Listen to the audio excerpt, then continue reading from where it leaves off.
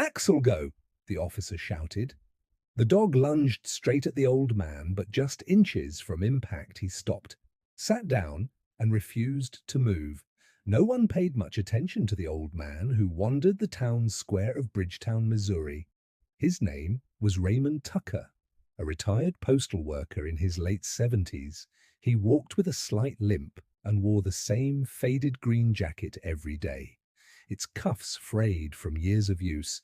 Most people assumed he was just another lonely soul, passing time on empty benches and feeding birds with crusts of bread.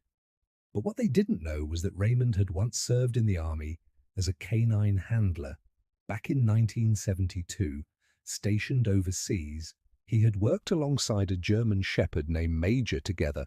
They had patrolled roads, cleared buildings, and survived ambushes until one day a landmine ended Major's life and shattered something in Raymond forever. He was discharged soon after. Since then, he never owned another dog. Some losses. He once told a stranger, "Don't ever leave you. They just sit with you one chilly Thursday morning." Raymond stopped by the park as usual. The air smelled of cut grass in autumn. He sat on a bench near the playground, watching the children laugh and run. It brought him peace, even if he didn't speak to anyone, but this time something went wrong. A nervous shopkeeper had called the police, reporting an unstable man loitering near children. Minutes later, 2 patrol cars pulled up. One officer approached cautiously, while the other stayed back with a German shepherd canine named Axel, a sleek, powerful dog trained for precision and obedience. "Sir, step away from the playground," the officer called. Raymond, hard of hearing, didn't catch the words. He raised a hand to his ear in confusion and took a small step forward. The younger officer misread. "The motion canine unit engage." Axel bolted. The crowd froze. A child dropped a toy. Raymond barely had time to register what was happening before the dog was upon him. And then nothing. Axel stopped just inches away. His body tensed, then softened instead of attacking. He sat down quietly at the old man's feet for a long moment. Nobody moved. Axel leaned forward and nudged his nose into Raymond's hand. The old man blinked, stunned, then his eyes welled with tears. "Major," he whispered. He knew it wasn't possible, but something about Axel, his stance, his gaze, the calm weight of his presence felt so heartbreakingly familiar. The officer tried again. "Axel, return."